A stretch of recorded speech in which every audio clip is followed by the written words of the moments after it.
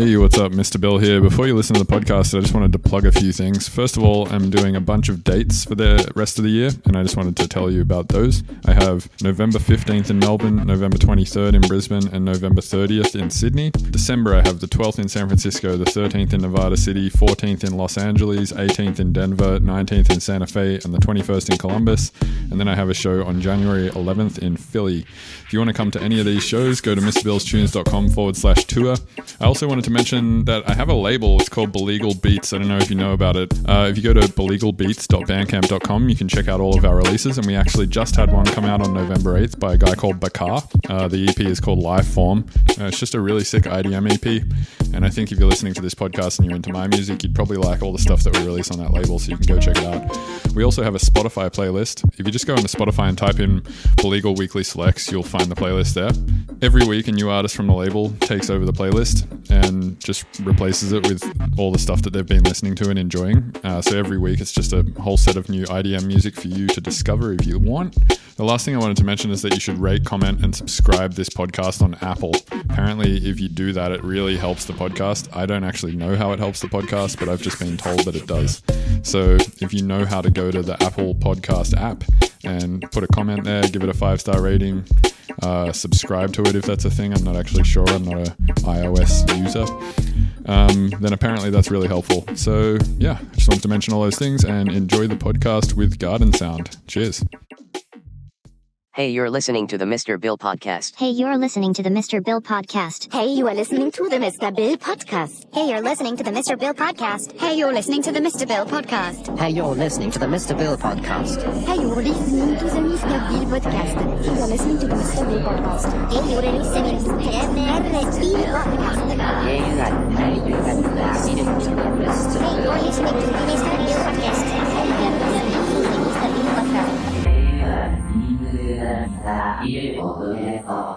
Yeah, welcome to the Mr. Bill. I was about to say the other Mr. Bill. Welcome, welcome to the Mr. Bill podcast. This is episode 10, and I'm chatting to Gardnsound. Hey, how's it going? Good. I'm actually just gonna hold this mic. Fuck having mic stands. Okay. I don't know why. I just like enjoy holding a mic and just being like, "Yeah, man, fucking sick." Yeah, cool, man. So, we were just talking about your name. Yeah. Gardnsound, how it's all capitals. Yeah. But thanks for having me on, by the way. All I said was, how you doing? I need to say also, thank you for having me on this podcast. Oh, yeah, of course. Yeah, I've been enjoying doing this podcast, actually. It's like, it's good to like, sort of, I don't know, it's sort of like, you know when you have like a relationship and you're like, oh, I need to like work on this relationship and make it good. So you kind of like build hours into the day maybe to like have conversations with like your wife or girlfriend or whatever like that to try. Totally.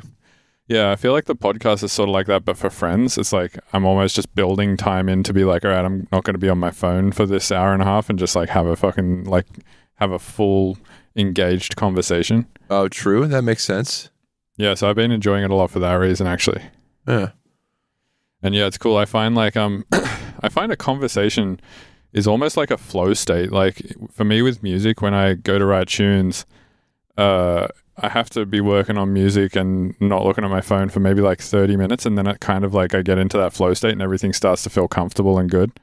And I feel the same with conversations. I feel like if I just be in a conversation with somebody for like, you know, a couple of minutes and I don't like fully engage in it or whatever, I don't really get into that flow state. But like it happened with the conversation with Ben the other night, and it happened just pretty much every podcast it's happened, where I get to like the middle of the conversation, I start to be like, fuck, this feels really good, like to be this engaged in a conversation. All right. Yeah. Well, welcome to the first podcast where that doesn't happen. No, it's gonna happen. I would just say that would be my luck. That's another reason why I also just wanted to do them like in person, you know? Yeah. Because like one of my other rules for this podcast is not to do it with other people, like not to do it over like Skype or Discord or anything. That's how I was going to mention. That's actually how you and I got to know each other. Was podcast. Yeah, for Gardnsound 365, and I said, kind of interview you, and then we had to do it 3 times in a row because I kept fucking up the audio. It just was not like working properly for whatever reason. The first time we tried to do it in like a loud ass bar. Yeah, that was just a bad idea. Yeah, you sent that audio over, and I was like, "This is so unintelligible." I had to like write subtitles for almost every single sentence. Yeah, which I guess is like kind of fine, but yeah. Speaking of which, you should explain to people what the Gardnsound 365 thing is. That was a project where actually I was inspired by visual artists, so guys like Beeple that do the everyday sort of scheme where they're like, okay, I'm doing a daily thing, artistic thing that I'm going to put out there. And I thought, man, that'd be kind of fun to do, but I couldn't really think of a way to do it with music. Then I eventually saw Casey Neistat doing a vlog series where he did a vlog every day. And I think at one point I turned to Caroline while we were watching one of his vlogs and I said, I could do that. So I decided that I would vlog me making a song every day for a year. And I did. And I'm never doing it again. Yeah, that's a lot. I mean, you have to be really committed, I feel like, to do anything every day for a whole year. Yeah.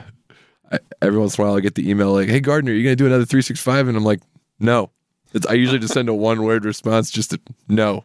Yeah, I mean, you dedicated a fucking year of a year of your life went to that project. It's like, you're not going to put another year of your life into the same fucking project when the fucking thing was completed. So what would an average day look for you on a 365 day? So it sort of changed. Which was every day for a year. Yeah, it sort of changed throughout the project as I became more efficient, which is the best part of what I took out of that project was I just got a lot better at writing music quicker. And probably editing video, right? Exactly. So I actually left the project with a whole bunch of skills I didn't have in terms of writing and a whole bunch of video editing chops, which then carried me on into a career that lasted for about 2 years of just video editing. Right. So let's say January 1st, 2015, was it? Yeah. 2016. 2016. Yeah, actually, because, it was 2016. Okay, so you started on January 1st? No, I had a weird start day. I started August 20th, 2016, and I went until August 20th, 2017. Okay. So August 20th, 2016, what was that day like? Insane. So I did a test case where I made videos every day for about 2 weeks before that, just to kind of get into the swing of it. Okay. So I actually made videos for more than a year. Right, yeah. Every day. A year and 10 days. Yeah, exactly.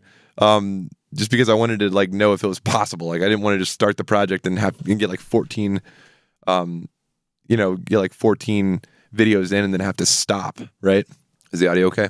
Yeah, it's fine. I was just checking to see if my mic could be a little louder because it looks like you're talking a little louder than me, but it's fine. The guy who edits this, Robert Fumo, will edit it to sound hopefully decent. Thanks, Robert. Yeah, Robert's the man. Yeah. So you did a test run for like a few weeks, and then so August 20th, everything fell apart. Did it on the day you started? Yeah, and you can see it in the video. Like everything fell apart, but not like not like by my own fault. Like there was just a ton of traffic in Atlanta, so I almost missed like my upload time. Fuck. And me and Caroline didn't really have a good flow for how the responsibilities of the house were going to be taken care of, and it just all kind of it worked. I got it up, but it was a weird one. And then it got easier from there on. That was when I was still working a job at a corporation, a software corporation. Right. So how many hours do you think it took you to A, write the piece of music on August 20th, 2016, and then B, record and edit the video for that day? Yeah. It took almost all day the first couple of weeks. Wow, okay. And then August 20th, 2017, what was the track writing time and the upload on the video editing time that day? Not even close. Like an hour or two? Yeah, I mean, I would write a track and it would usually be about an hour or 2 hours. And then editing the footage from that would take me less than an hour. And then I would sit there and tag it and bag it and give it a title and be done. And it would take me, at that point, I was not employed anymore by the software company. And I'd quit that job and gotten a job as a cook at a restaurant, so I had more days off. Mm-hmm. And so I think the last video was on a day off. So I woke up at noon and I got everything done and uploaded and posted by 4. Right, okay. Yeah. Well, that's cool. So I guess at that point, it puts you into some like crazy routine and stuff. Because I did something like this, which I was just calling a beat a day, and it was just a personal project. It wasn't something I was trying to like post to the internet or anything like that. But for the first 3 months of 2017, pretty much January 1st through to like March 31st, I pretty much tried to make just a beat every day. Except when we did the Beats Antique tour, because you came on that with me at the start of 2017. I wasn't doing it during those tour times, which was like maybe 2 weeks on the road. But every other time, sort of before and after that, for the first 3 months of the year, I made a beat every day. And that's actually how Apophenia came about. Because I just had like stacks of demos laying around, and then I just sort of put them all together. And I was like, oh, cool, these make like, these 12 demos would actually make a really sick IDM album. And then I kind of just like took those and refined them a lot and stuff. Yeah. During that tour was probably about halfway through 365. Right, yeah, I remember you were like still making videos every day. I was still making a video and a song every day, and also filming for you. Right, yeah, so you're kind of in some days making 2. Yeah, it was crazy. That's the most productive I've ever been in my entire life. Like, it was just 24 hours straight of writing and filming. And yeah, that was mental, actually, now that I think about it. So basically, for those listening, I did a tour at the start of 2017 with Beats Antique. We did, I want to say, 8 to 10 dates. I don't remember exactly the number. Sounds right. We did Sacramento, Eugene, Bellingham, Spokane, Boise, Salt Lake City, Denver, Fort Collins. Yeah, so 8. Yeah. So we did those 8 dates, and then I guess I think I got you on the road for that to do filming and photos, just media, basically. But then you kind of ended up being more of like a half tour manager as well. Yeah, it was really fun. Yeah. I enjoyed that a lot. Yeah, honestly, it's a fun thing to do, like go on the road. I can imagine like being a tour manager would be kind of cool, actually. Yeah. I feel like that could be a good job. Do you think that would be a job you would ever want to do? Like, I know you just had a child, but like, let's say hypothetically. Well, so I was separated from Mary for about 5 or 6 days about a week ago because Caroline took her to see her parents. Right. And like, that was rough. Oh, really? So yeah, so I can't imagine being away from her for like a month. Yeah. Like it would just rip my heart out. Yeah. At this point, maybe I don't know. Maybe she'll be like get really annoying as she gets older, and I'll be like, thank God I'm not at home. Who knows? I don't know. Become one of those dads. At this age though, I just want to squeeze her. Like she's just and just be around her all the time. Oh yeah, she's the cutest little fucking thing. Yeah, it makes sense. Yeah. But yeah, so you're on the road doing media for me during those first few months, and at the same time as doing media for me every day, which is basically like a lot of the days it was just like photos, and then I think we tried to get like 3 vlogs done during. We did. Yeah. And they're each about 15 minutes long. Like they're not short videos. Yeah, they're like solid vlogs. Yeah, honestly, I like those vlogs too. And do you know Subtronics? No, I don't. Not personally. Oh, but you know his music and stuff. Yes. Yeah, and he's like fucking blowing up right now. Yeah, he hit me up once and he was like, man, I really like just like sitting around in my lounge room watching your tour vlogs. Aw. I was like, that's crazy. I mean, like, I guess he can probably relate because he tours an insane amount at this point. Dude, he just did a fucking a tour date drop at the start of this year. It's like 65 or 70 dates in 3 months. Hey, Subtronics, if you want a tour vlogger, hit me up. Yeah, totally, right? Yeah.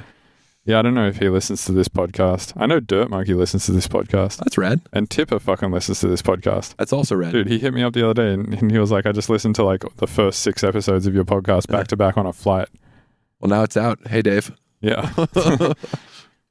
Yeah, that was kind of crazy. It's actually insane, like the types of people who have told me they listen to this. Like my parents told me they listen to it. Yeah. And like the person who runs the building for my studio listens to it. And like Tipper listens to it. It's like if you can hit those 3 very different demographics, I feel like that's a pretty fucking all-inclusive product right there. Pretty dope. Yeah. Yeah. So that's what halfway through 365 was like. But at the very beginning, dude, I want to go back to this for a second because I think the beginning was even more impressive what I was doing because I had a 40-hour a week job that I was doing remotely, right? So the company was based in Charleston. I'm in Atlanta, Georgia. So I was working 40 hours a week for a software company. And what I would do is at lunch, I would write a tune, like on my lunch break. How And long then was your lunch break? Like 30 An hour. minutes? An hour, okay. yeah, so I'd wake up in the morning, do the entire introduction for the show, and like talk a little bit. Then at lunch, I would write the song and film that. And then as soon as I was able to say I'm done for the day with work, I'd close my laptop, and as fast as I could fucking go, I would edit and post and get everything going. But there were a couple times where I got to like almost like 11:30 at night before I actually got to post. Oh, fuck. So you almost like didn't get it done. I almost didn't do it. Yeah. That's insane. I probably would have started just like trying to think of real simple ideas that I could execute in like 40 minutes or something. That would have been the smart thing to do. Yeah. I just didn't think about it at that point. You know, I was Right. like, I only know this way to do things, so I'm going to do it that way. What was the shortest amount of time during that project you spent on writing the tune and doing the video? Like, was there any days where you like spent like 20 minutes or something? Oh, totally. And you could tell, like, there's some songs where you listen to them and you go, God, what did you do? Just fucking hit play on an arpeggiator? What is this? Like, That was like the song. yeah. Yeah, I feel like if I did that series, probably the progression you would see is towards the end. I'd be like, you know what? Like, I'm sick of like doing anything that requires this much effort every day. So Yeah. I'm just gonna like fucking make a single chord that goes for 4 minutes with an arpeggiator on it, and do some modulations in a synth, and call that a fucking tune. After I was done with the project, I didn't write music for months. Yeah, I that didn't makes even sense. open Ableton for months. And do you think like through doing this project, your idea of like what music or what a fun track is to write changed a lot? Yes. Okay, and in what ways would you say that changed?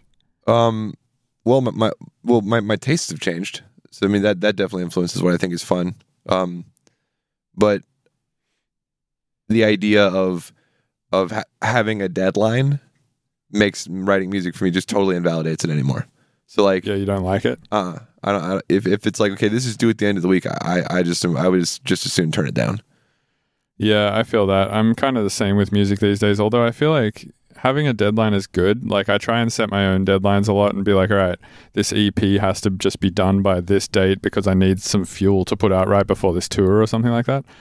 Or I'll be like, oh, I just need it done by this date because it's just a arbitrary date that I'm picking, because otherwise if I don't do that, it won't get done. But I try to always make it like a pretty fair amount of time. Like if it's an EP, like I have an EP right now that's probably 80% finished.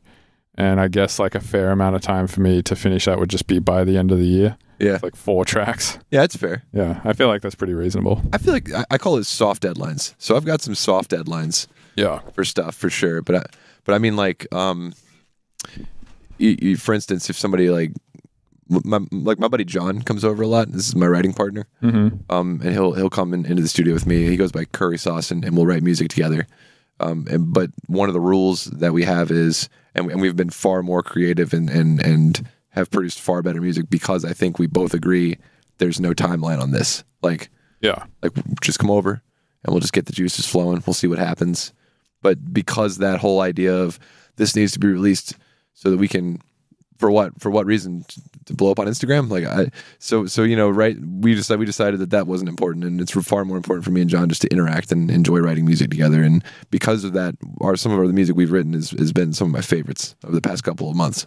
Yeah, honestly, I think that's where like the best music gets written, is like where there's no real pressure to do it. Yeah, I feel like honestly putting pressure on people to do shit never produces a better result in almost any field, right? no, that's why I like my current day job so much. Right. Because my boss is super chill. He goes, "Hey, I want this done," and he doesn't tell me when it's done, when it's due or anything. He just says, "I just want it done right. Right. Take all the time you need, but just do it right," Yep. which is dope. Yeah, totally. Yeah, I'm sure you could see the same in like, you know, academia or something. Like if you have a child and you're like really strict and pushy on them to do something like that, they probably won't do as well as if you're just like, hey, you know, I just fucking do whatever. And Yeah, that's true. That's true. I feel like my parents were really good at that. Like they were sort of strict for like the first maybe 12 years of my life. They're like, you have to go to school every day. You have to study when you're like... Are you the oldest child? Yeah. So am I. The oldest of 2. Yeah, this is something I hear from oldest children a lot. Really? Yeah. Yeah, so they were strict on me for like up until about the age of 18, Yeah, pretty much. just Or about. even less, actually, probably up until the age of like 15 or 16. Pretty much until they realize they don't have control over you anymore. Yeah, exactly. They're just like, you're going to do whatever you fucking want to do anyway. Like smoke weed and shit like that. Yeah. So I was, at that point, they kind of didn't give a shit. But that was good, I think, of them to just be like, you know what, fuck, who cares? Do whatever you want. And then because there was like not a lot of pressure on me, I was like, all right, cool. I'm just going to smoke weed every day and sit around and play guitar. And then got really fucking good at guitar and really good at smoking weed. and then Weed smoking world champion 2019. Well, this probably was like 2003 or something. Oh, okay. I was the Windsor Weed champion 2003. Yeah, I feel like that was like a good precursor for me learning music. And then Ben, the guy who currently develops my website, Okay. I would go to his place every day at some point, and we would just smoke a shitload of weed together. And he was learning web development at the time, and I was just sitting in his garage fucking around on my laptop on Ableton all the time. And yeah, I mean, just sitting around having no pressure, smoking weed, fucking around on Ableton. And like at the time, there was fuck all social media. There was like not Facebook or Instagram or a lot of that shit either. So I didn't really feel a pressure coming from that side either. And I think like a lot of things just fell into place to get good at music for me. And I feel like that's the same as probably a lot of people in a lot of fields. It's like it took a way for them to be like not pressured to get good at something. Yeah. Whatever. Yep. And that's, probably sounds like what you're doing with this John dude is building a little like mental environment for yourselves to flourish rather than to fuck it all up with pressure. Yeah. And we do cool things like, I think the first time we started writing this project that we're working on, which is called Min-Max. The first time we started working on this, we actually crashed at his girlfriend's beach house. And like it was like a perfect environment for just like creativity because we had a full fridge of, you know, good beer, good food, and no timeline. And we just brought our favorite pieces of gear and we just started writing tunes. I think we had like a Model D and my Virus and like some synthesizer that he brought, and we just like started cranking tunes. Dude, yeah, honestly, I find when I'm in other countries like that aren't America, so Australia was a good example of this, Spain was a good example of this, India is a great example of this. Like these places where just the general pressure to be competitive in an industry are like way lower. Yeah. I find when I'm just in those places, my brain just like unlocks and I'm like, oh, that's the album right there. Like of course. I can have a folder full of whips that I sit on in America for fucking over 12 months. As soon as I leave the country for like a few weeks and just go to like Australia or something, I'm like, oh, that's the album. So the other day you went up to the hot springs and you said you felt like a huge release of pressure and stress, yeah?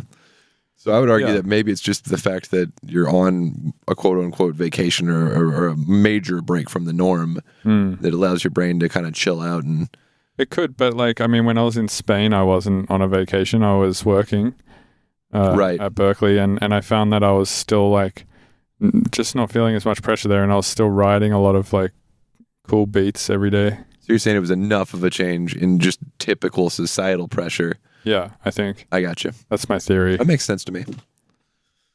Yeah. I don't know for sure if that's the case, but I just feel like America has this specific like pressure to be competitive and to be like, you know, doing all these things in any industry. It's because a lot of reward is given to success. I think in American culture, like there's a ton of drive to be successful. And there's a ton of drive to be results focused, which is that's a huge problem in the software industry. Is that the teams of managers who manage products aren't focused on making a good product; they're focused on revenue and results. So they're focused on, you know, being cost effective, focused on getting the best results out of whatever metrics they're being judged by. Yeah, like who creates the metrics for who creates the metrics for these results? Yeah, exactly. I mean, sometimes it's just them, right? It's just them creating their own system to become more efficient at their own game, I suppose. Right. Yeah. They should really make the metric for like the most successful thing to just be like the most chill company. Yeah. And if you look that would not work. If you look at software companies where they're a bit more relaxed about like pushing, you know, for a specific quota of revenue or whatever, like those companies sometimes, in my opinion, have happier employees and a better product in general. Because if your employees are happy, they're going to be working harder, because they want to, not because they have to. Yeah, I feel like Google does shit like that, right? They have like the little sleep pods and stuff. Yeah. So my buddy Jared works for a really cool contractor that I don't know if I'm allowed to share what he does, but he does software and his company's chill like that. And so he's like, because he used to work with me at the software company I worked at that I had a very ugly breakup with. And he's told me that the way that they work and the way that they allow people to chill out there really lets them exercise more creativity in their approach to a solution, so that they're like having a good time solving a problem instead of like slamming their heads against the desks like, we got to get this done with X, Y, and Z results, or Yeah. Yeah, so before you did all the 365 stuff, you just mentioned you were working at a software company. Yeah. That was you were doing accounting, right? Doing accounting systems. Okay, what's that? So, man, I've had a fuckload of weird jobs. This is one of my weirdest, but I did it for the longest. I was a financial system consultant. And what that means is it's a nicer way of saying that I basically set up and customized accounting software for large nonprofit organizations. Do you know of the company Salesforce? I definitely know of the company Salesforce. Okay, so this leads me into like this other conversation that I was having earlier with Jan. I saw that Telefon Tel Aviv made a tweet, and the tweet said something like, "Oh, I sit here in front of my $25,000 mains, listening to an arpeggio," or something like that. I don't know. It was like some weird like stab at people who probably have really expensive gear and speakers, but who write really simple music. Like it sounded like he was taking a stab at maybe someone in the trance scene, like Tiesto or Dead Mouse or something. And he was like, he was being vague, but basically the tweet was like, you know what? Let me just find it and read it. This leads me into like a good little conversation here, but I actually did what I was supposed to do, which is, if you're leaving a position like that where you actually have a good amount of responsibility, and I was client facing, so I had a collection of people who only knew me at the company. Right. So when you have that type of a job and you're going to leave the company, you have to give them more than just 2 weeks notice, because you have to tell all your clients that you're leaving and who's going to be their new guy. Okay. Does that make sense? Yep.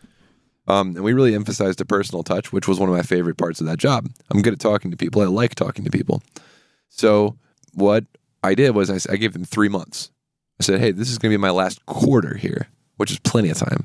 That's what you're supposed to do. Mm-hmm. What I didn't know was that also enabled them in every way they possibly could to find and build a case against not giving me my bonus for the quarter. Right. Which, for those of you who have never worked in a sales position or a consulting position, they call it a bonus, but it really is part of your base pay. If you think about like the amount of money you get paid per year. Mm-hmm. So I basically got screwed out of my bonus, which I absolutely deserved for both that quarter and for the entire year.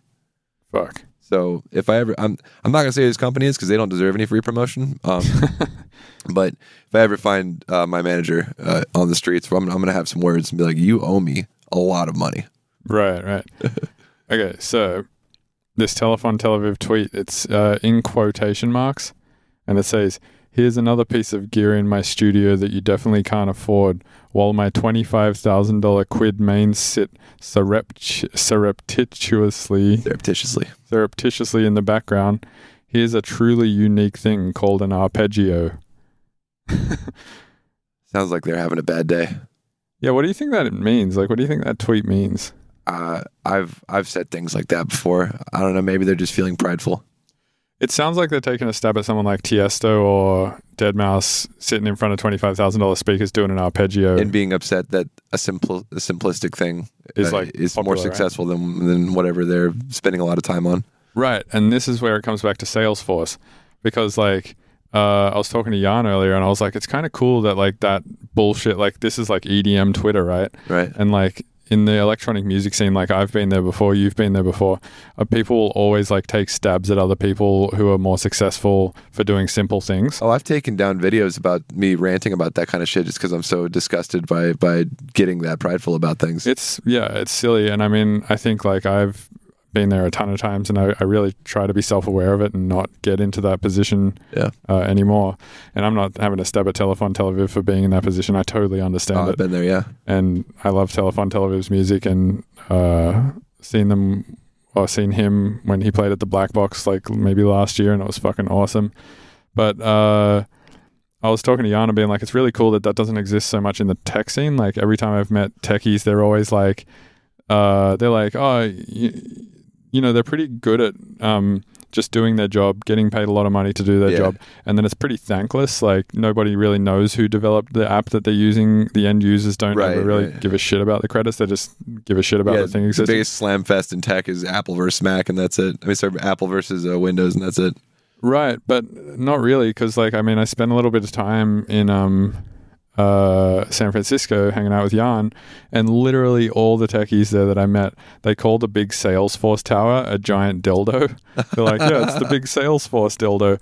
And like, I think that's a good example in the tech industry of where like something has so simple, like accounting software, which is not groundbreaking at all. They just probably just did it well, right? Right. Something simple like accounting software got really big.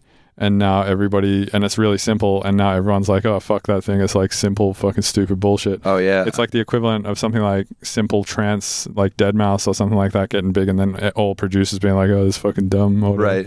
Or like, that's why it's funny to hate on Old Town Road, you know? Yeah, exactly. So, yeah, I don't know. Like you talking about that and then reminding me about Salesforce just reminded me about this whole thing. We had to use Salesforce at that job to track hours and other things for clients. Like it does so much. Yeah, I've heard it's like some pretty all-encompassing software for business or whatever. Yeah, that type of software, I believe, and anybody feel free to correct me, it's called a CRM. It's just a giant relational database. Right. It's basically just like a fucking task manager on crack. Yeah, essentially, yeah. But we used to have meetings because all the old guys and girls on my team, and this is going to be slightly ageist, but they couldn't get a fucking grip on how to use Salesforce to track stuff. So I can't tell you how many hours of my life were wasted having this same thing re-explained to me over and over again because fucking, you know, CJ couldn't put shit into Salesforce correctly. I mean, I don't think that's ageist. I think like, yeah, young people are definitely better with computers than old people for the most part. Like that's a general statement, but it's generally true. Have you ever seen that meme where it's like, oh my God, it's like if you ever post a like, you know, boomer humor type of meme, then you immediately lose your card to have any millennial fix your computer. Yeah, totally. Yeah. Yeah, that makes sense. Well, I mean, I just think it's like we had computers available to us to fuck with when our brains had more plasticity to learn. Yeah. Whereas computers sort of came in when boomers were like 30, right? Yeah. So like, I mean, I can rip on, and you make a good point. I could rip on my dad for not being good with computers, but I can only do that to a degree because he did give me a computer when I was 5. Right. So, there you go. And they were really expensive at that point. So like, I do owe him a debt of gratitude for getting me into computers. Right. Yeah. But yeah, I don't know. I thought it was interesting that after I thought about it for a bit, I was like, this does exist in tech. Yeah. As well as music. But I think it exists more in music because music is such like an expression of yourself, or at least it's seen that way. So if somebody kind of doesn't accept it or something gets bigger that you think is shitty or something like that, then you start to get like a lot of self-doubt. You start to be like, well, fuck, maybe if I'm wrong about all of this, then maybe I'm wrong about everything about myself. It's personal by design, right? Yeah. So it's not as much about like a product that we can, you know, all hate on together. It's like this music came out of this person or this music came out of me. So if somebody insults your music, it's almost like a personal attack. Yeah, that's what it feels like, exactly. Yeah. Because it's like your opinion or your taste or something like that. Yeah, exactly. But that's weird because I don't get that with like food, and maybe I would if I was a chef and like spent my whole life trying to be a professional at food. Even though I think actually Bleep Loop told me something interesting. He's like, everybody is a professional at what they like with food. What? Break that down for me. That either went over my head or I'm just actually confused. He said that he thinks everybody is like a professional at what they like to eat. Oh, okay. Yeah. Which to some degree I think is true. To some degree, I mean, you would have to eat everything to know what you like, right? Yeah, it's true. But is that the same with music? Do you need to listen to every piece of music to understand completely what you like in music? I think listening to as much music as possible definitely helps. it definitely like rounds your opinion out better to like know what's available. Yeah, I got stuck in listening to one type of music for too long, and then now I just consume it. I eat it, man. I got Spotify Premium. I'm listening to 3 or 4 new albums a week. Nice. Yeah, stuff I've never heard before. Like that's what I'm craving these days. I'm like, show me something I've never heard. Like, yeah, you were showing me some K-pop the other night. That was pretty cool. Yeah, man. Yeah, K-pop is sick. K-pop is sick. There's this other genre of music I'm really into right now. It's called wave. So it's not vaporwave. It's just wave. It's kind of I want to say it's kind of Japanese inspired, but it's definitely. Am I not loud enough? Yeah, it's nice to have the mic kind of close just to get a healthy level going. Oh, okay, I'll do better. Just get real close to the mic like this. There you go. Hey, how's everybody doing? ASMR podcast. Welcome to the ASMR podcast. My name is Gardner. I'm gonna take a sip of bourbon now.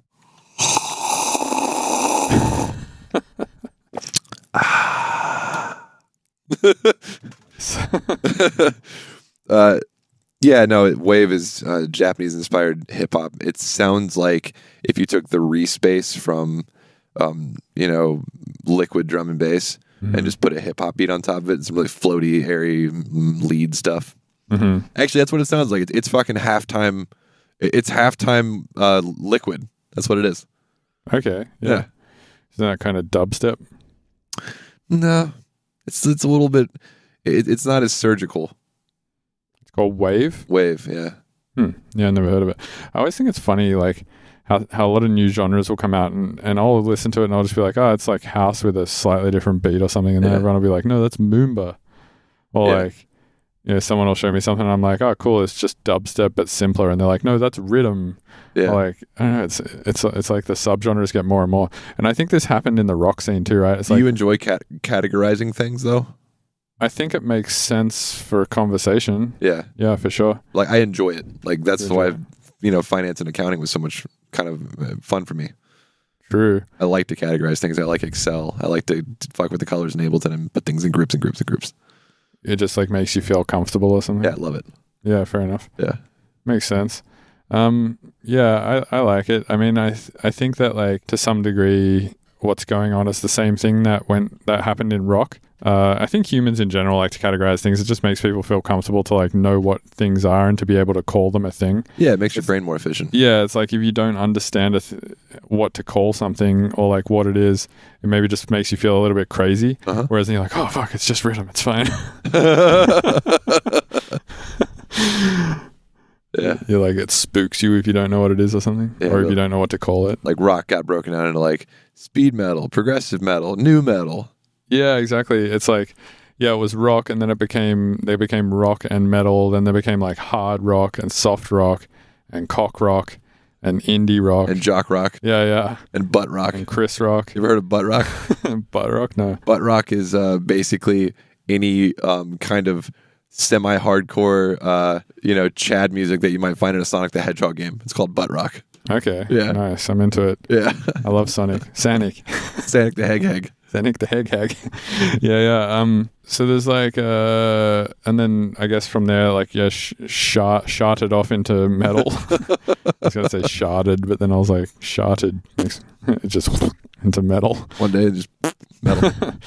Yeah, and then metal turned into what? Yeah, like tech metal, death metal, speed metal. Yeah. And there was like speedcore, which I don't know how is different from and then there was hardcore. There's like dark metal, then emo core, softcore, shoegaze. Yeah, exactly. Math rock. Yeah, so I think the same thing is happening right now with electronic music. It's like originally it was like techno.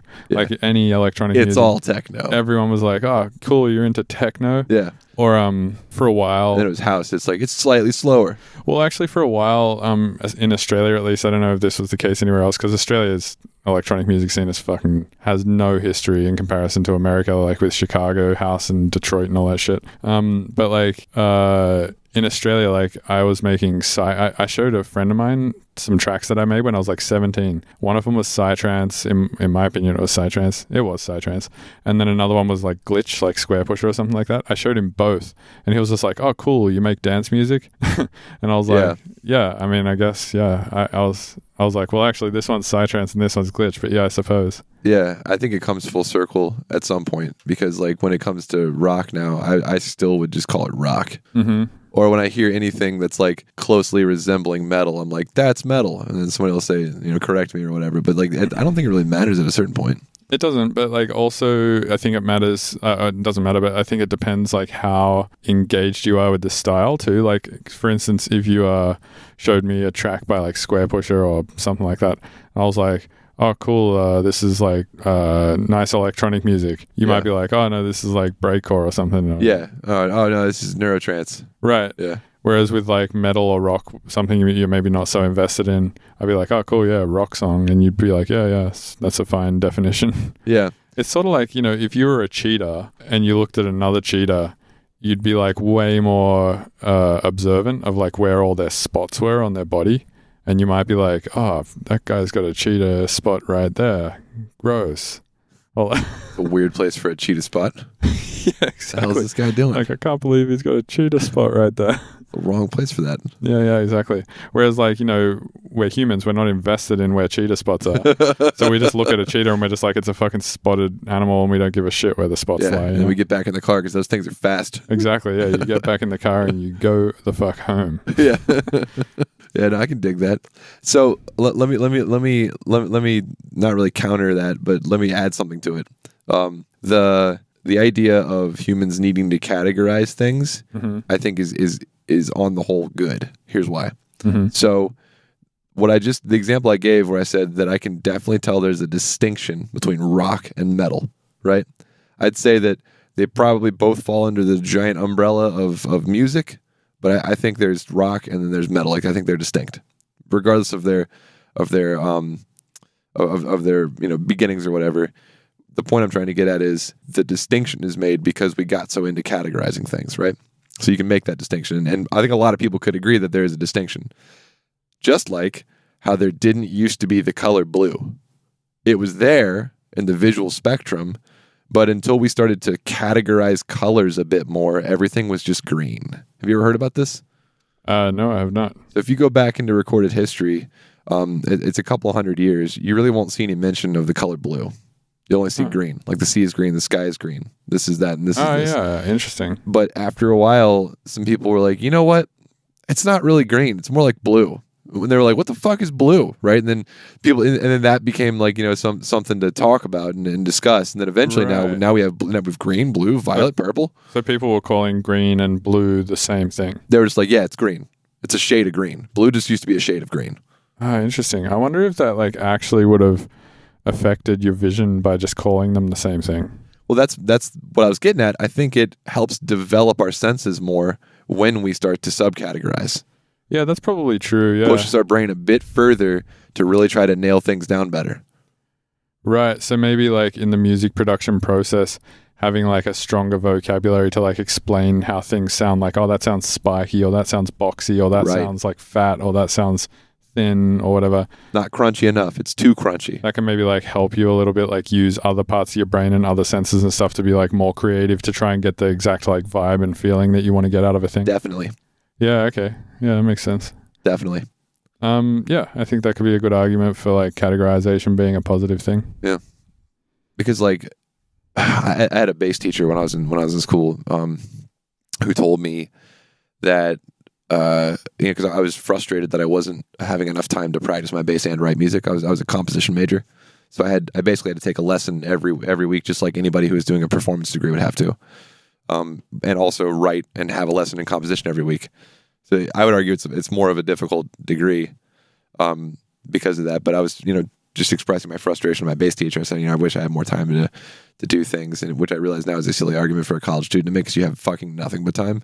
But anyway, the point he made was like, don't you think that all these great composers that you admire spent time practicing their instruments and developing their musical vocabularies and practicing and reading about different kinds of music and listening to every kind of music. His point was basically like, you're here to do that, and you're only going to get better at this by developing your vocabulary, right?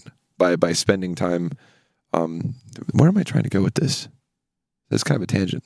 Don't you hate it when you're talking about something and you get all self-aware about it and you're like, man, this stuff fucking doesn't fit in. I mean, I think what you're saying is that categorization is good, and like learning more about a thing just helps you be better at it. Right. I think he was trying to get me to be less of an individualist and just like start to accept that there's a breadth of knowledge that I could absorb and learn from. Yeah. I mean, I definitely feel I'm on like both sides of the camp with that one, because like I somewhat refuse to learn music theory. Yeah, I've never been able to figure out why you refuse to learn it, because I would also say that you kind of do refuse to learn it because you're a very intelligent person. You could absolutely learn it if you spent some time on it. But I do get your argument that it's more or less useless in this context. Like, I'm pointing at my screen that has Ableton on it. Yeah. I don't think it's useless, but I think that it's... The benefit isn't worth the amount of time it would take you to learn it. Maybe. It definitely doesn't seem like I would ever use it for writing music. It seems like I would only ever use it for justifying music that I've written. Well, I don't do that. Right. That's a choice, I think. Yeah, right, exactly. So I don't think I would do that either. Even if I did learn it, I don't think I would sit there going like, all right, now let me try and figure out exactly what... I mean, I might do it as like a learning tool just to like... Because part of why... part of the process of being a producer... and this is something that Tommy Broken Note told me, is he was like, part of writing a new song is almost like trying to figure out what went right last time you wrote a song. Right. And in that sense, maybe I could use music theory for that reason. Be like, why does this song, like some Circuit Bent songs, for instance, have certain things going on in them where I'm just like, why do I fucking like that melody so much? Or like, why do I like the way that the key of the snare, like the fundamental of the snare works with that chord? Why do I like that so much? And if I could start to maybe identify things like that I liked a lot, then implement those into my own music, I think that could be cool. But at the same time, it's pretty rare, I think, that I can't do that already just by like listening. Yeah. And also the times where I feel like I need to know music theory the most is where I'm like, I know this last chord could have a certain vibe to it, like anomaly sort of vibe or something, where it's like, some crazy fucked up tension chord or something, but I just can't figure out for the life of me what notes it has to be to make it be that. Right. And in that sense, I could be like, oh, well, let's just get the fucking good book or the real book or whatever the fuck it's called and just pull a chord out of that or something. It definitely does help like solve that Sudoku puzzle when you're looking at a stack of notes. Yeah, exactly. Yeah, I can see like how it could be helpful in those ways. But again, it's like, I say I don't know music theory at all, but like I think intrinsically I kind of do. Yeah. I think it's just, I don't know how to justify a lot of it with language or writing. And it's the same argument about green and blue. Again, for me, it's like, instead of at the end of the day saying, yeah, I liked that chord or I liked that shade of green, I can say, I like that blue. Right? I like that chord. And it makes it a lot easier for me to start from there too. So if I'm like, okay, I remember how this chord sounded, I remember what the tonality of it is, and then I just apply that. Or if you're Bob Ross, just every single painting, you just use Prussian blue. I watched a video on why Prussian blue is called that, but I can't remember why. Cool. Neat. Cool story, bro. Yeah, nice one. Good for you. Really, the story was I watched a video. Yeah, exactly. I watched a video on a subject and internalized none of it. Yeah, it happens. Yeah. So you're a Christian. You want to talk about that? Yeah, let's talk about religion. All right, cool. Let's do it. Yeah, I am. Yeah. Neat. Sick. Well, yeah, I mean, what was it like growing up with you had a priest for a dad? He's a priest now. He wasn't when I was growing up, which was interesting. So, hey, Gary, he, at a point in his life decided that it would be a good idea to pursue becoming a priest, and that goes into kind of like a spirituality type of thing where he heard a calling, which is like an urge that we believe the Holy Spirit gives certain people to become priests, and for whatever reason my dad heard the call and said yeah, and a bunch of people who are also Christians did what's called like a confirmation. Basically They all prayed about it and thought about it and dwelt on the issue and thought about it for a really long time, like a long time. And they were all like, yeah, all right, you can be a priest. You should be a priest. Yeah, exactly. Right, so is that how you become a priest? Yeah, I mean, the first step is, okay, so this could get a bit political, because there are certain denominations of Christianity where that's not the case, where the process is a lot shorter. And I would argue that because of that, the actual, what's the word for it, institution of the church is a bit watered down. And I would call them warehouse churches. You know what I'm saying? But that also sounds a bit elitist. And I don't mean to make any division among Christian brethren. I would still consider people that go to a warehouse church my Christian brothers and sisters, and that's all fine and good. But anyways, I just wanted to make the distinction that no, it doesn't always happen that way. But in the Episcopal Church or the Catholic Church, right? They're very similar. Arguably the largest group of Christians, that is exactly how it happens. So, someone hears the call and they go to a priest and say, "Hey, I think I'm supposed to be a priest," and the priest goes, let me talk to my other priest friends about this. They all think about it and they go, "What do you think about Gary being a priest?" And they're like, "I don't know, let's pray about it." And then a couple months goes by and they get more people involved and more teams and family, and they interview you and the bishop, like the big priest, the uber priest. The Pope? No, there's priests, bishops, cardinals, pope. Oh, okay. All right, that's the hierarchy. Right. I wonder if I could become a priest, if I could just convince a church to Oh, you can go on the internet and become a priest. I'm an ordained minister. Yeah, there you go. Yeah. I can marry people. Yeah, basically. So it's not hard to do in that sense, but in the Episcopal Church or the Catholic Church, it's pretty difficult. Right. And it's because they have a long history of priesthood that you have to kind of accept and put that mantle on, good and bad. So one of the things I think about that's weird about religion, and one of the reasons I can't really get behind any of them, is because I always have this thought, I'm like, if I was just born in India and I just hadn't been born in the Western world, right, there's no fucking way that I would be to be born in India and then be Hindu. Christian. Right. Or if I was born in China, there's a pretty good chance that I would be whatever they are there. I think it's Buddhism or Hinduism is also pretty big there, or yeah, I can't remember what it's called. It's a type of Buddhism. Yeah, or regardless, I mean the point is that whatever religion is local to the area, sure, is the most chance that you'll become that one. Yeah, right. Yeah, and you were born in the South, and Christianity is huge in the South, so it's it seems just likely that would happen. Oh yeah, yeah.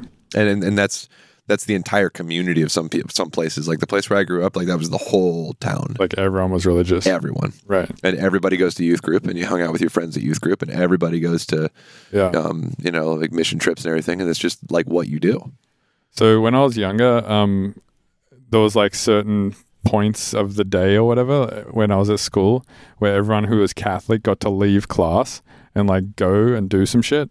And I would always be like, what the fuck are they doing? Yeah, I don't know what that's about. I think they were just going to pray at lunchtime or some shit. I don't know what the fuck. That's weird. It was there was maybe 5 people in my class out of 20 that were, and this was when I was pretty young, when I was maybe 8 or 9, who were Catholic or whatever.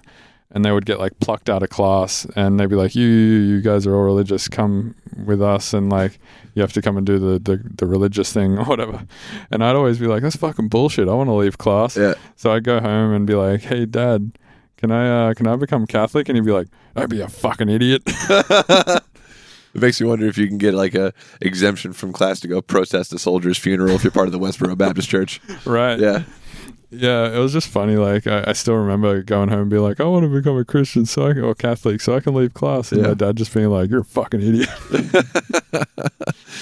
Yeah. You're right. There's actually there's a really awesome Christian author who writes good secular and religious material. He's deceased now, C.S. Lewis, who makes the argument, and a lot of people in Christianity consider him to be a scholar. So like a person where it's okay, what's C.S. Lewis's opinion? We can dig that, Right. It's not law, but a lot of people really just do consider him to be a very knowledgeable, good North Star for morality in the Christian church. Yeah, that's the best thing I think you can get out of religion, is just good direction with morality. Yeah. Which I do think it has a lot of good values for that kind of stuff. Yeah. But anyways, he makes the argument that people who, as you say, grow up in a different spot and never actually get a chance to be exposed to Christianity at all, because in some churches they argue that even those who don't know any better go to hell for not believing in Christ. Right? That's the thing that a lot of people can't get behind. C.S. Lewis argues that if they don't know any better, then they're untainted by the world in the first place, right? So he says that people that don't get the chance to accept Jesus or whatever the religious text of the church says, for whatever denomination you're in, that they're more or less fine. And would you're not like still practicingly religious, right? No, I had a pretty negative experience. I just haven't been able to go back to church since then. You had a negative experience with the church? Yeah. Do you want to talk about that or no? No, because I'll end up calling some people out, and that's not what I need to do. Okay, fair enough. Yeah. It seems like a lot of people have negative experiences with churches. Yeah. But the fucked part is I'm still a Christian, right? Because like most people is like, I'm fucking done, fuck. Yeah. But with me, like it's almost like I'm just in an abusive relationship and I just don't want to leave, Right. But you were telling me that the reason why is because you had like some experience with God. Yeah. That you think is like more powerful than I guess a kerfuffle with the church. Yep. That's I don't know if I want to talk about that either on the podcast. That'll just make me sound like a crazy person. I mean, I think I've had some pretty crazy experiences without the use of drugs too. Where, I suppose. Like I've definitely hallucinated without having taken any drugs, but it's usually taken me being pretty sick for that to happen. I was in a good spot. I was in a good spot in my life, and I went to sleep one night after praying a little bit, and I more or less had like the most vivid dream I've ever had in my entire life, where I think that the Holy Spirit, as the mediator between God and man, spoke to me, and it sounded. I can't describe how it sounded. Like I can try. It sounded like, imagine if there was like a sync button on a choir where you could get everybody perfectly in sync. Mm-hmm. It was like that. Like all the oscillations were perfectly in sync, and it was loud and powerful and like shook the room and nuts. And I woke up and I was like, what? What the fuck? Like I still remember exactly everything like about that dream. Right. And I don't normally. So that you like, for you, that is like unequivocal truth that God exists. I can't explain it any other way. I think I might have an explanation. When you sleep, DMT is excreted in your brain. Yeah. Maybe it's just a strong DMT hit. That's the God drug, right? Everybody says they see God if they take DMT. I don't think everybody says they see God, but everybody has like pretty similar experiences. And it's usually like very like gold and like very bright. And you see a lot of creatures. A lot of people call them machine elves. You also hear a buzz, like a high-pitched buzz, which could maybe transpose into a choir, I'm sure. Yeah. Stuff like that. It definitely, like, a lot of people who do it, I don't know if a lot of people, maybe some people have it and go like, yeah, God, for sure. Yeah. But, like, I think most people who do it definitely report, like, religious sounding experiences, for sure. Yeah. Yeah. Mm. And, I mean, I've had it a few times, and for me, my experiences have been quite different every time. Mm. Interesting. Yeah. Yeah, I mean, I could have been related. I don't know. Yeah. I'm not a doctor. I'm not your fucking mum. I'm your fucking mum. Dude, fucking Auntie Donna is so insane. Yeah. For anyone who hasn't seen Auntie Donna, go to YouTube and just type in Auntie Donna and watch, what's a good one? Jambalam. Yeah, watch Auntie Donna Jambalam. Yeah. That video is fucked. Good one. It's so good. Do you reckon you could ever, like, here's a question. This is something that Jan asked me the other day and I had an answer for it, but I'm interested in, it took me a while to think of the answer, so I'm curious what your, like, knee-jerk reaction answer would be. If you had to, like, hard pivot, like, your career into something else. I've done this so many times. Yeah, because, I mean, so you went from the 365 thing and the YouTube thing to just being like, fuck this, and you had a kid and now you do, like, handyman work. Yeah, and I also work at a 3D design shop. Right. Yeah, oh, that's cool. We should talk about that too. That's a rad job. I love it. Please don't fire me. Okay, so like, let's say you had to like stop doing that stuff. Like, what would you hard pivot to? And it had to be like, let's say, not computer related. Yeah, I got it. I'd be a pilot. A pilot. I've already thought about it. I'd either be a pilot or I'd join the police force. The police force? Yep. Why the police force? See if I can make a positive difference. I don't know if police do make a positive difference for a lot of the part. No, see if I can make a positive difference on the policing. Like just be a good cop? Yeah. Right. and try to influence other cops to be less of shitty cops. Yeah, that makes sense. Would you be a cop in Baltimore? I could probably do it. That seems insane and dangerous as fuck. It does, yeah.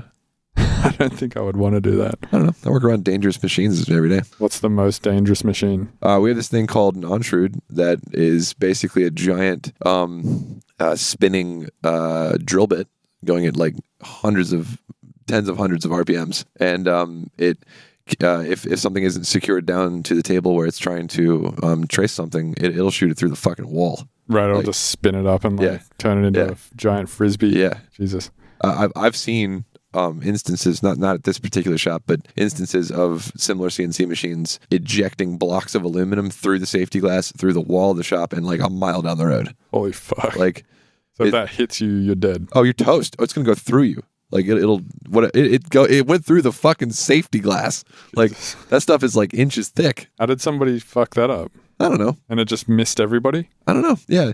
Dude, things go wrong all the time. That's something that working like as a handyman will make you realize, like, things break all the time. Things go wrong all the time. Right. Nothing's like ever completely safe. No, there's nothing you can do about it. That's so fucked. Yeah. You just live with this like existential threat or dread of like shit just collapsing. And I think that's made me a more relaxed person. Like really? Having to face that every day. Just being like, sitting in this room could just collapse. Yeah, and I don't tell my clients that, but like they'll ask me like, can you do this? And I'm like, yeah, assuming this doesn't blow up, of course.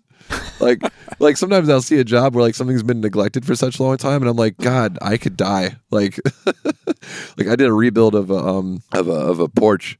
And there were some aspects of that rebuild where it would have been so just not showing up to work after having too many beers the night before. I definitely wouldn't have survived. Like, because like your balance has to be on point. You're on ladders, 25, 30 feet up in the air, holding a deadly weapon in your hand and a pocket full of nails. And like, there's so many different ways it could fuck up. And you could fall on your back and the hammer could hit you, or you could fall onto the hammer's, thing and stabs your lung. There's so many different ways you could die. Yeah. Yeah, fuck that. It's kind of metal though. Like I go home sometimes with just like a serious like work boner where I'm like, you didn't die. I go home and I take a shower. No, that's a life boner, I think. Yeah. Where you're like, I didn't die. I'm a little sunburned and I'm kind of dirty. I'm gonna go home and take a shower and get a shower beer. It's gonna be great. Shower beer. Shower beers are amazing after you work in the sun all day. I've never fucked around with the shower beers. I think I maybe have done a shower beer like one time. Dude, just go find somebody that you know that has a house and just volunteer to cut their grass and just cut their grass bill and get real fucking hot and sweaty. Shower beer is the best thing that's ever happened to you. And then have a shower beer? Yeah, dude. Is this like a must-have man experience? I don't know if it's a man experience because Caroline did the same thing. She also was like, this is... Oh, yeah. Shower beer is the best after you cut the grass, especially if you can see the grass from the shower and you're looking out at your work going, I fucking cut all those grasses and you're just drinking a shower beer. It's very important to be able to have a view of that grass from the shower whilst having a shower beer. Dude, that's such a fucking vibe. It's a great experience. I love a shower beer. Oh, man. Yeah. So if I had to hard pivot, I think I would go into streaming chess. Oh, man. Oh, well, okay. Same question. What if you had to? I can see you doing that first. Yeah. Secondly, what if you had to hard pivot with no computers? Because you gave me that. I actually think that was Jan's question: is to do it without computers.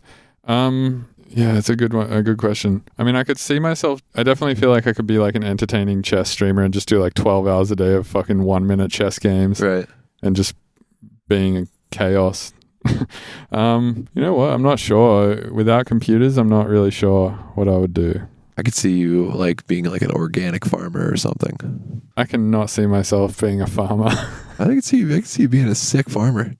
How does one be a good farmer? Well, because you pay a lot of attention to detail and you're good at process, and that's mostly what farming is. Yeah, but I feel like I also take a lot of shortcuts. Maybe you'd be a really shitty farmer. Yeah, I think I'd be a shitty farmer. I'd be like, why is nothing growing? And they're like, did you put the seeds in the ground? You'd be like, I didn't think I had to. What about did you water the thing? You're like, yeah, I just like sprayed the whole thing real quick. Yeah. Try to do like some shortcut thing. Did you see yourself being a soldier? Fucking no way, dude. How about a pilot? I don't think my vision's good enough. Oh, that's true. About like a sports player, like a baseball player or something. Oh, actually, I could probably be a professional bowler. Like 10-pin bowler. Yeah. Did you know, I already talked about this on another podcast, so I don't want to get into it too hard, but I was like, not like semi-pro at bowling, but like when I was younger, I was playing bowling at like a state level Nice. in Australia. Yeah. That'd be cool, man. Yeah, I went and played the other day in Santa Cruz with Jan, and I bowled like 120, I think, the first game, and 150 something the second game. I've never broken 100 Oh, really? ever. Do you use bumpers too? No, No, yeah. We should go bowling sometime. I don't use bumpers because I'm not a child. Yeah. Don't if you use bumpers, you're a fucking child. Grow the fuck up. Grow up, you child. Anyone out there using bumpers, grow up. Yeah. Yeah, tell me about the 3D shop. Oh, it's really cool. I can't tell you about any of our current projects because of non-disclosure agreements, but past projects we're best known for doing the Infinity Gauntlet for Thanos from Marvel. Right. So you're basically working at like a film prop studio, Yep. and you make like film props, and Oh, yeah. in this same studio they do like prosthetics, and they do like Prosthesis prototypes for manufacturing. So like set design, like well, and even for like things you'd never think of, like there's a refrigeration company called Hoshizaki, and they do mostly commercial refrigeration and like ice makers for restaurants and that sort of thing. But before they go ahead and press the green light on making 1,500 units, they want to make one unit that works perfectly. So we do a lot of prototyping for stuff, like companies like that, like Graco, the car seat company, and that sort of thing, where it's like, all right, we're gonna make something based on the design to make sure that the design holds up before giving a manufacturing plant the green light to make 50,000 units. right.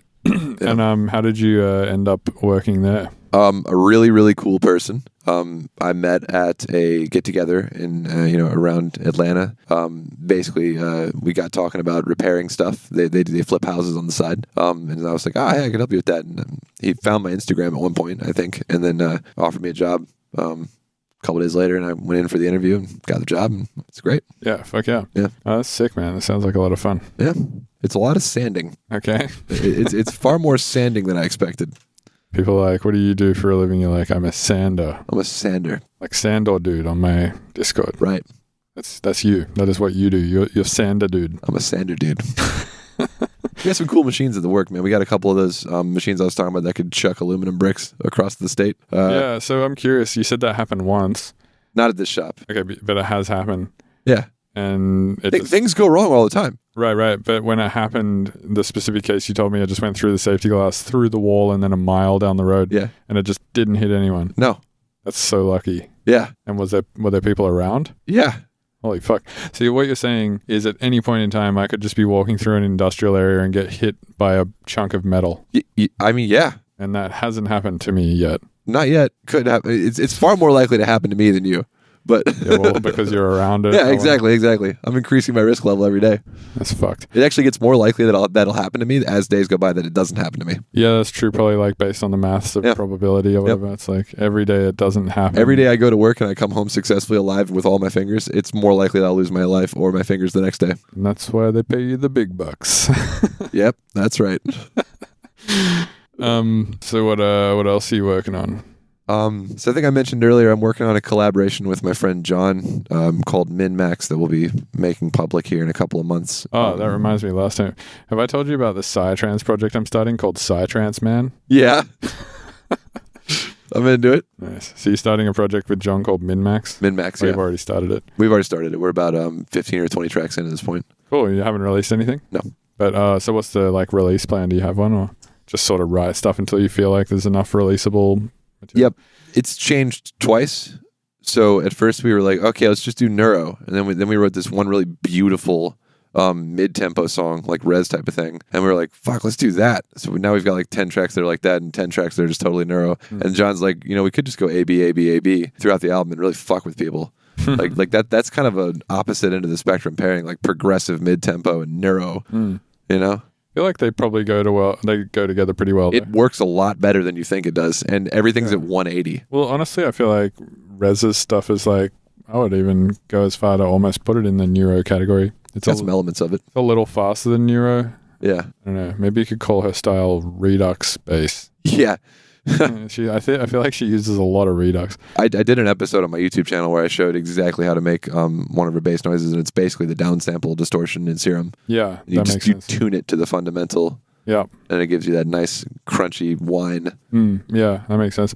So Austin AU5, actually, I think he told me he did some tutorials with her, like tuition, way back in the day. Oh, cool. Yeah. Maybe he showed her how to use a Redux. Maybe. Maybe.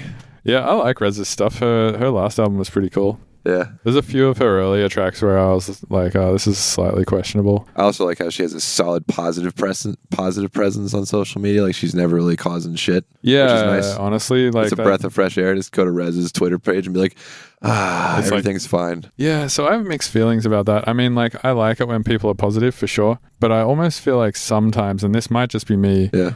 I'm like, fuck you, you virtue signaling piece of shit. Don't I be wouldn't so say that it's saccharine. You know what I'm saying? Oh, I don't think she's being that way. Yeah. But like sometimes I feel that way about people who are too positive. Yeah. I'm just like, you're just saying all the shit, people will fucking react to and be like, oh, you're a good inspiration. It's like, you're not really, I don't know, sometimes it feels disingenuous to I know me. the type. Yeah. Yeah.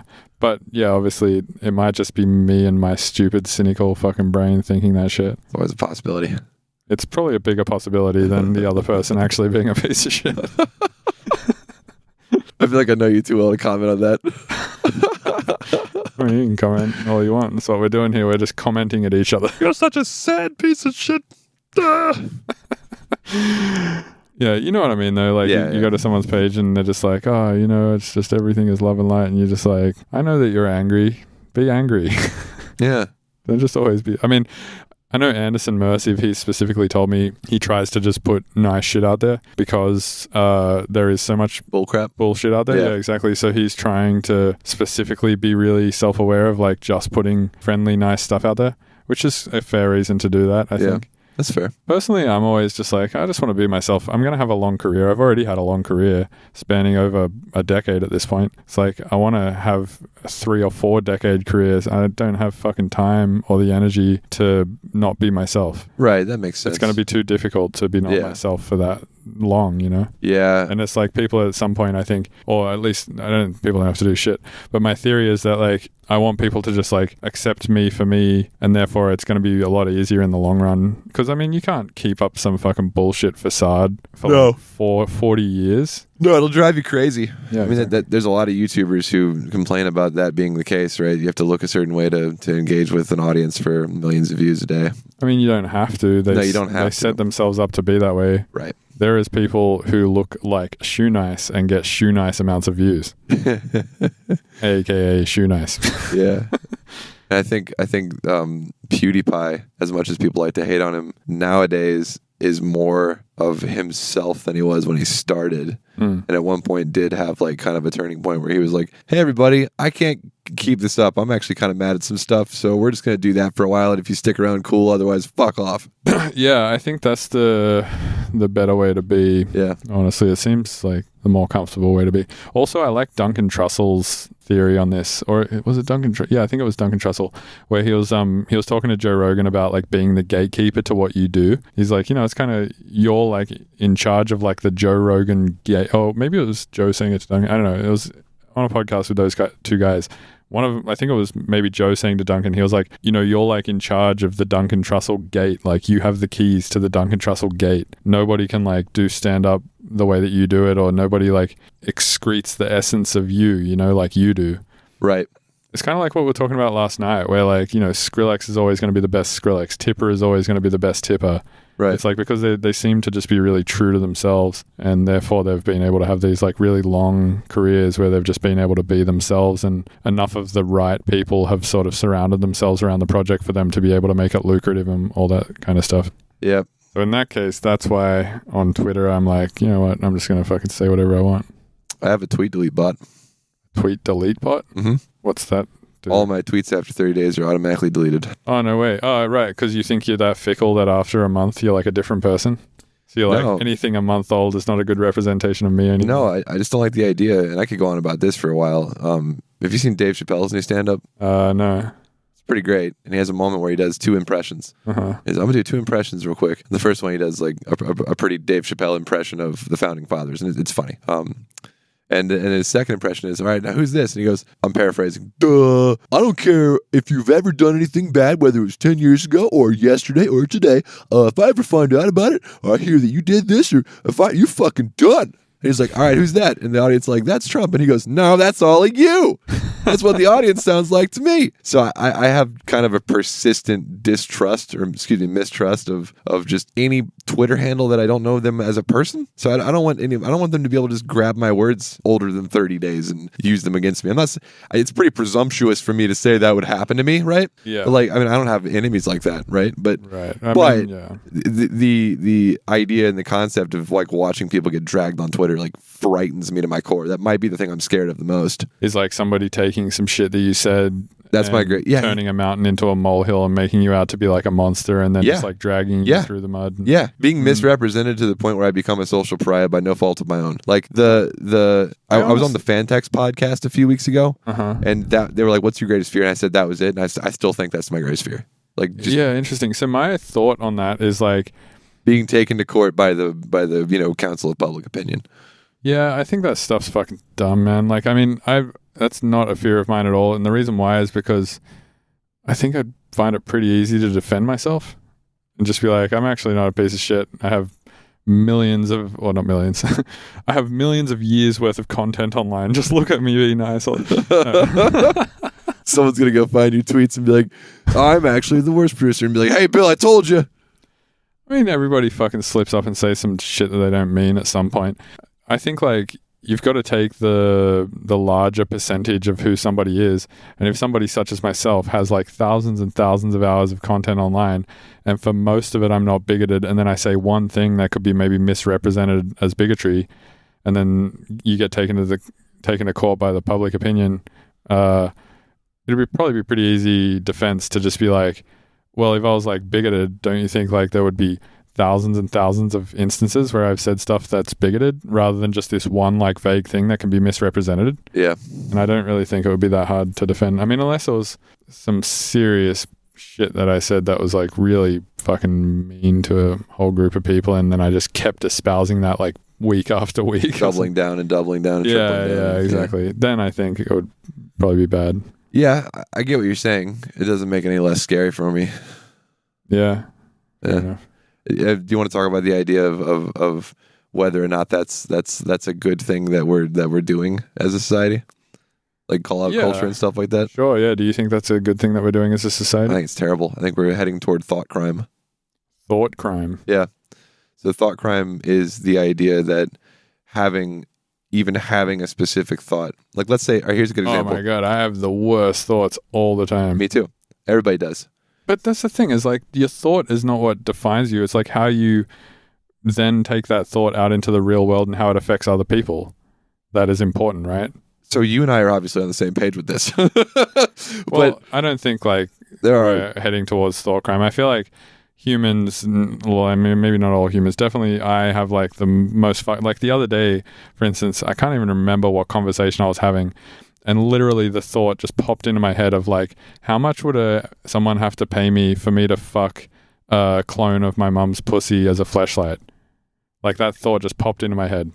And I was just like, that's so fucked. Why did my brain just do that? And then I obviously took it to Discord and made a straw poll. Yeah. Yeah. But, then that's a problem for everyone else because now they're thinking it too. Yeah. I mean, more thought crime in the sense that I don't even want to talk about this because somebody could edit this up and turn it into me actually saying some bullshit. But let's make the case for it's the end of a very long day, right? And someone kind of crosses your path and you have and the thought occurs to you, I'm gonna murder this person. You're not gonna murder that person. I'm not going to murder that person. You're not going to murder that person. And you know I'm not going to murder that person, but you're just that mad. Right. And then you're saying that thought could then put you on trial for murder. Right. That's some George Orwell dystopian shit. I mean, that's possible that could happen, but I don't know. I don't think that would happen. Yeah. I think this comes from my Christian background. The idea of having impure thoughts. Everyone has impure thoughts. Being something you need to apologize for. Because fuck that. Everyone who thinks that they don't, there's nobody who doesn't have impure thoughts. I know that. And there's especially nobody who has impure thoughts who is also creative, because literally what being creative is being able to take anything and repurpose it as anything else in like interesting ways, right? Right. To me, that's like the whole basis of creativity. And in that sense, it's like your words are just going to start putting themselves wherever they may, and like certain thoughts and ideas are going to inject themselves into other thoughts and ideas. And like if you're a truly creative person, this is what will happen in your brain. Yeah, that's why you sometimes say things like Lord Buttwang Dildo Havarti.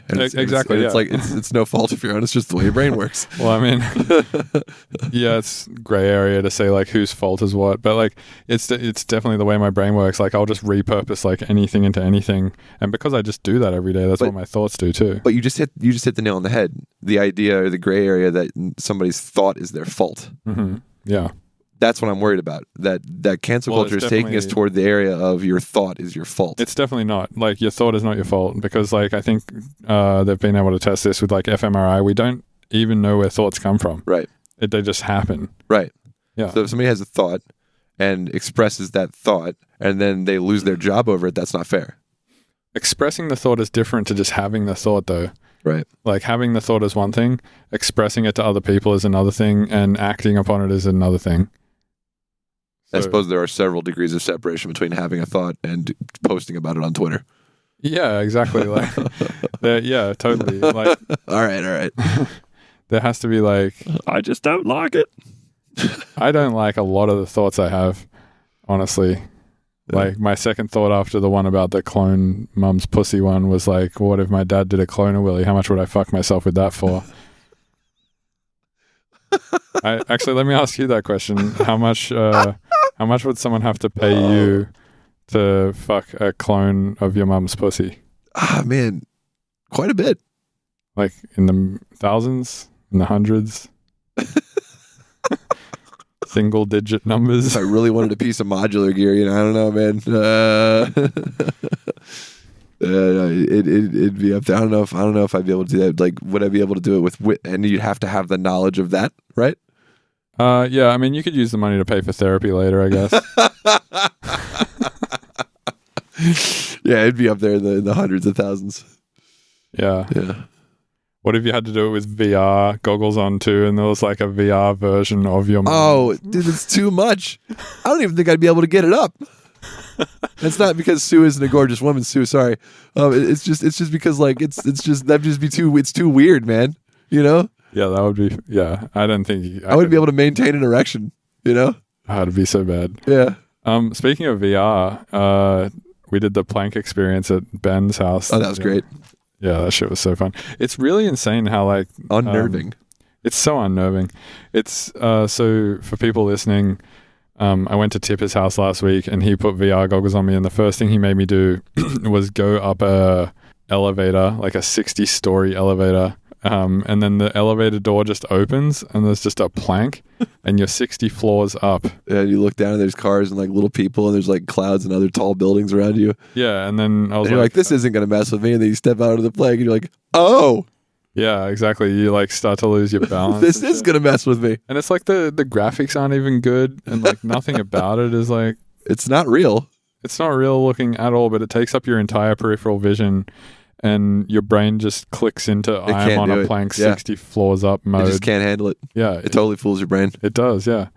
And I did it a few times and it didn't really get any easier. No. Like every time it was still fucked. And did Tipper have like an actual piece of wood for you to step on and everything? No, he didn't. And it still fucked me up Ben massively. did. Ben had like an actual board that you could step on to give it just a bit more of like an augmented feel. And that was messing with me. Oh, having the 2x4? Yeah. Was fucking terrible. Yeah. Terrifying. Super terrifying. Do you think you could actually, like, let's say hypothetically there was an augmented reality where you could, and there was like sensors all over your body and like all sorts of shit like that. Do you think you could like walk out onto a real plank like that? And even if you knew you weren't going to die or anything. I'd give it a shot. Oh man. There's no risk of death. Yeah, let's say there was no risk of death, but there was maybe a risk that you'd like fall over and sprain your ankle or something. Yeah, I'd try it. You'd still try it? Yeah, I like to try things. Even if there was a risk of spraining your ankle? Yeah, whatever. You'd just be like, this is worth it. Again, I risk my digits every day. I'm good. Let's try it. You're an experience whore. Yeah, basically. Yeah, fuck, man. It fucked with me so much. And there was the other one where you like press the button in the elevator and spiders just start coming out of the wall. Yeah. That was fucked. That didn't bother me nearly as much as the plank. Like Yeah. the whole spiders and the guy with the drill. I was like, whatever gets down to my face. Yeah, the plank is pretty fucked. Bite you. Stupid drill guy. Yeah. Cool, man. Well, is there anything else you wanted to talk about? I'm still publishing music. Check me out on Spotify. I just publish it slower than I used to. Right, yeah, because you put an album out called Ambiences, which is just all modular stuff. Yeah, I had a great time writing it. You did all that in real time Yep. on the modular? Yep, I made everything with the modular using Ableton to trigger MIDI, and I recorded all the songs in one shot, and all of the automation is done by hand. So all of the knob turns and everything were just practiced and rehearsed over and over and over again, like as if I was working with an orchestra. Nice. And I just kept recording it until I got it right, based on the sheet music, and then that was it. If you look at the Ableton projects, actually, it's really funny. There's just one track.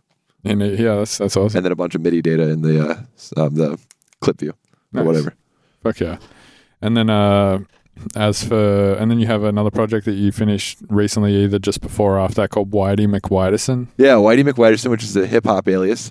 I really enjoyed that. It did pretty well on Spotify for an initial album. And I'm going to be doing more Whitey for sure. Just Whitey takes a long time for me to write because I don't hear lyrics as naturally as some people. Right, yeah. Yeah. Nice. And then have you put anything out between Whitey and Ambiences? Nope. So the next thing that will be coming out is a single. It's a remix of a friend of mine named Sage. So that's coming out. You can expect that. I'm working on tunes with a bunch of people, and I'm working on an album called Bird Rider. That's coming Nice. out. And YouTube videos? You doing any YouTube? When I can. Just like not pressuring yourself, but No. you're just like planning to do them whenever you feel like it? Definitely have burnout on YouTube right now. Right. But you still keep your channel just like to have an archive of like the stuff that you have released? Yeah. I definitely think I'll make videos at some point again. It's just not right now.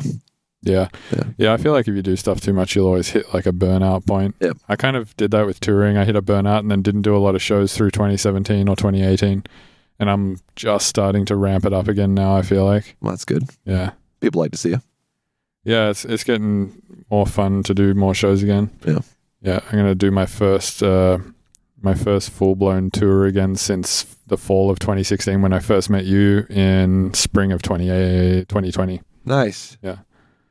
That's cool, man. Which is like, yeah, I haven't done a full-blown tour like that in almost 3 years. Yeah. Actually, yeah, 3 years. Yeah, Shit. exactly. Yeah, we met 3 years ago. Crazy. That's crazy. Yeah, that is crazy. 3 years ago. Just an email. Hey. And yeah, I think you talked to Anand, right? Yeah. Yeah, it's crazy. I'm still with Anand too. Yeah. Fuck, we've been working together for a long time. He was on this podcast like the other day as well. Nice. Yeah, his episode did really well. People were really stoked about it just because he like works with the aunts and like everyone in the scene like knows him and shit. Right. Yeah, that's I really imagine cool. people would like to see some, like, you talk about some inside baseball and like how things work and stuff. Yeah, we talked about a bit of business stuff. We also talked about bowling for a long ass time. Is he bowl? Yeah, I think so. Yeah. Cool. Yeah, I think just like not competitively or anything, but he said he just does it for fun. Yeah. Oh, fuck. I forgot. We're working on a tune. We are working on a tune, yeah. We almost finished one. Fucking slapper. It does, it slaps. That's the tune, Slapping. Yep. Cool, man. All right, well, I appreciate you doing this. Yeah, likewise. Thanks for having me. All right, cheers. Have a good one. Later. Thank you for listening to the Mr. Bill Podcast. Thank you for listening to the Mr. Bill Podcast. Thank you for listening to the Mr. Bill Podcast.